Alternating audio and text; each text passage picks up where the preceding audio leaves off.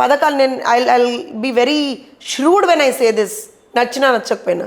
పథకాలు ఏమన్నా జగన్మోహన్ రెడ్డి జేబులోంచి ఇస్తున్నాడా, లేకపోతే భారతీరెడ్డి ఏమన్నా ఆవిడకి సంబంధించిన సాక్షి పేపర్ ప్రాఫిట్సో, లేకపోతే అప్పుడు ప్రాఫిట్స్, ఇప్పుడు ఏం లేదులేండి, అప్పుడు బలవంతంగా అందరి చేత కొనిపించారు కాబట్టి ప్రాఫిట్స్ వచ్చి ఉండొచ్చు.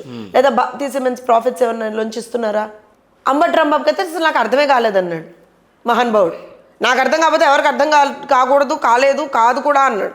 సరే అవన్నీ పక్కన పెట్టేస్తే డిజైన్ ఎవరు చేస్తారు సార్? 5 సంవత్సరాల్లో ఏమీ చేయలే వీళ్ళు. చంద్రబాబు నాయుడు గారు అందులో డబ్బులు మింగేశారు. ఏం మింగారా నాయన డబ్బులు చెప్పు నాకు. ఇవాళ just to repair that and put it back in place another 480 crores. Nearly ఎవరి మనీ చెప్పండి? ప్రజల సొమ్ము. సో ఎవరికి బాధ్యత ఉండాలి? 5 సంవత్సరాలు అధికారం ఎలగబెట్టామన్నటువంటి మహానుభావులకి బాధ్యతతో ఏడిచావాలి కదా. మొన్న మేము మాట్లాడినప్పుడు కోపంగా జోసన్ గారు కోపం చేస్తున్నట్టు కోపం వస్తుంది సార్. డబ్బులు అవి అవును నన్న పల్లి బఠానీలా డబ్బులు కదా. నేనేమంటానంటే 72% మేము చేశామని చెప్తున్నాం, ఏమేం చేశామో కూడా చెప్తున్నాం. డబ్బులు ఎంత కేంద్ర ప్రభుత్వం నుంచి వచ్చాయి, ఎక్కడ యూటిలైజ్ చేశాము, ఎంత వర్త్ ఆఫ్ వర్క్ జరిగింది, ఎవ్రీథింగ్ ఈజ్ ఆన్ పేపర్ అండి. మేము మొన్న శ్వేతపత్రం ఇచ్చినప్పుడు అదే చెప్పాం. సో ఇప్పుడు కేంద్ర ప్రభుత్వం నుంచి ఇన్ని వేల కోట్లు వచ్చాయి, 11,000 చిల్లరో 12,000 కోట్లు వచ్చాయి, దానికి ఇంత వర్త్ ఆఫ్ వర్క్ చేసాం మేము. This is the thing. మీ ప్రభుత్వ హయాంలో ఓల్డ్ బిల్స్ ఓల్డ్ ఇవి కూడా కలిపి ఆల్మోస్ట్ ఒక 8,000 కోట్లు వచ్చాయండి వీళ్ళకి. 8,000 కోట్లు. That includes the rehabilitation staff also if I'm not wrong. దాంట్లో వీళ్ళు కనీసం ఒక 4,500 కోట్లు కూడా 4,500 కోట్లు కూడా వీళ్ళు ఖర్చు చేసినటువంటి దాఖలాలు లేవు. అదేంటి ముంపు మండలాల్లో వాళ్ళందరికీ కూడా కల్పించామని చెప్పి ఎక్కడిచ్చారు? నేను మీకు విషయం చెప్పనా, వీళ్ళు ఏమన్నారు తెలుసా? వీళ్ళ ప్రామిస్ ఏంటో తెలుసా? 2019 ఎలక్షన్లకు ముందర ఇక్కడ మీరు కవర్ చేశారో మీకు గుర్తుండి ఉంటుంది. ఏమన్నారు? బ్రహ్మాండంగా సకల వసతులతోటి కాలనీలను నిర్మిస్తామన్నారు. దిక్కుమాలిన వీళ్ళ దౌర్భాగ్య మాటలు. నిజంగా ఆ రోజు ప్రజలు ఓట్లేశారు. రాష్ట్రం ఇంత నాశనం అయిపోయింది 5 సంవత్సరాల పాటు. నేను ఒక విషయం చెప్తా, కనీసం ఒక ఇల్లు కట్టలేదండి. Forget about colonies. These people didn't even construct a single house. కాలనీలు మర్చిపోండి మీరు, సకల సౌకర్యాలు మళ్ళీ అక్కడ. ఓ ఇల్లు కట్టడానికి దిక్కు లేదురా నాయన నీకు. ప్రధానమంత్రి ఆవాస్ యోజన కింద కేంద్ర ప్రభుత్వం నుంచి నిధులు వస్తే దాన్ని కూడా మింగేశారు వీళ్ళు. ఎన్ని ఇల్లు కట్టారు చెప్పండి? 1 ఇల్లు కట్టానన్నాడు. 1 ఇల్లు మొత్తం 5 ఏళ్లలో.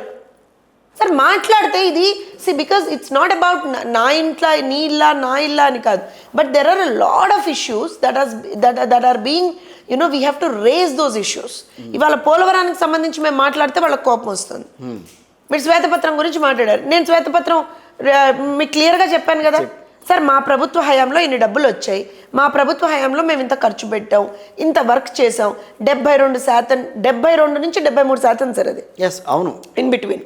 నేను ఏమంటున్నా అంటే అవుట్ రైట్గా పోలవరం గురించి అర్థం కానటువంటి ఇరిగేషన్ మంత్రి వర్యుల్ని అడుగుతున్నాను. ఇద్దరున్నారు అంటే ఈయన నాకు అర్థం కాదన్నాడు. ఆయన ఎవడొస్తాడో రండ్రా బాబు అన్నాడు ఆ మహానుభావుడు. ఎక్కడ పోయాడో ఎవరికి తెలియదు. So I'm not gonna talk about him. I'm talking about the latest X irrigation minister. ఈయన ఏమన్నాడు? పోలవరం గురించి నాకే అర్థం కాలేదు, ఇంకెవరికి అర్థమవుతుందండి అన్నాడు. నాయన మీ ప్రభుత్వ హయాంలో ఎన్ని డబ్బులు కేంద్రం నుంచి వచ్చాయి, ఎంత మీరు ఖర్చు పెట్టారు, ఎంత పర్సంటేజ్ ఆఫ్ వర్క్ చేశారు, శ్వేతపత్రం రిలీజ్ చేయండి.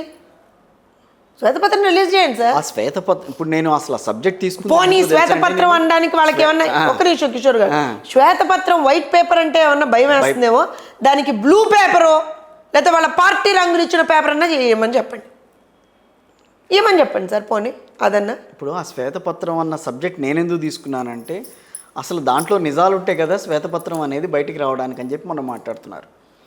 అసలు ఏమున్నాయి, మీరు ఏం చేశారని చెప్పి నిజం బయట పెడతామని అంటున్నారు.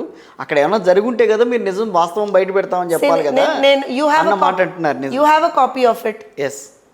You have a copy of it. సింపుల్గా అలాంగ్ విత్ దిస్ ఇంటర్వ్యూ పక్కన శ్వేతపత్రం కూడా మీరు వేయండి పక్కన విండోలో.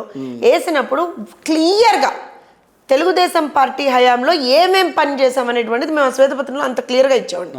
నేను ఒకటే అడుగుతున్నా, మిమ్మల్ని ఒక్కటే అడుగుతున్నాను. వైఎస్ఆర్సీపీ హయాంలో అంటే 2019 నుంచి 2024 వరకు పోలవరంలో మేము ఇది చేసామని చెప్పండి వాళ్ళని. లేదు.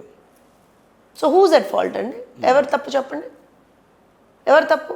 పోనీ ఇదో విషయం, సరే అంటే వీళ్ళ తెలివితేటలు ఎంతగానో ఉన్నాయో మనం చూద్దాం. డయాఫ్రమ్ వాల్ మేము చాలా లో స్టాండర్డ్తో కట్టాం, సబ్ స్టాండర్డ్తో కట్టాం, అందుకే ఇదైపోయింది. అవన్నీ మాట్లాడుతున్నటువంటి వాళ్ళకి ఒక ప్రశ్న అడుగుతాను నేను. మరి ఏ మొహం పెట్టుకొని నువ్వు, ఎవరు చెప్పారని నువ్వు ఎంత చేశావని పోలవరానికి అసెంబ్లీలో చిటికలు సార్ అసెంబ్లీలో చిటికలేసి ఎప్పుడు వచ్చామన్నది కాదన్నా, బుల్లెట్ దిగిందా లేదా అన్నా, 2021 డిసెంబర్ అన్నా అని ఒకళ్ళు అంటారు, 2022 డిసెంబర్ అని ఒకళ్ళు అంటారు, వచ్చే ఖరీఫ్ అని ఒకళ్ళు అంటారు, వచ్చే రబీ అని ఒకళ్ళు అంటారు. అసలు what they have done in the assembly with Polavaram sir. ఎప్పుడు పోలవరం సబ్జెక్ట్ వచ్చిన అసెంబ్లీలో లిటరల్గా అబద్ధాలు మాట్లాడారు తప్పించి. అయిపోయింది 2022 డిసెంబర్ వరకు చేసేస్తాం. ఎట మాట్లాడావు మరి నువ్వు? అవును, డయాఫ్రమ్ వాల్ సబ్ స్టాండర్డ్గా కట్టామని చెప్పి నువ్వు చెప్తున్నావు కదా వాళ్ళ ఆరోపణ. మరి ఆ రోజున ఏమైపోయింది నీకు? కళ్ళ గంతలు కట్టుకున్నావా?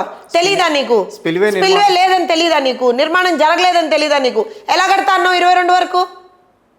అరే మొన్నటికి మొన్నండి, even last year when they were speaking, last assembly సెషన్స్లోనే అనుకుంటా, if I'm not wrong, just before the left 25 వరకు కంప్లీట్ చేస్తామన్నాడు. ఎలా చేస్తామన్నాడు? టెక్నికల్ అథెంటిసిటీ ఏంటి దానికి?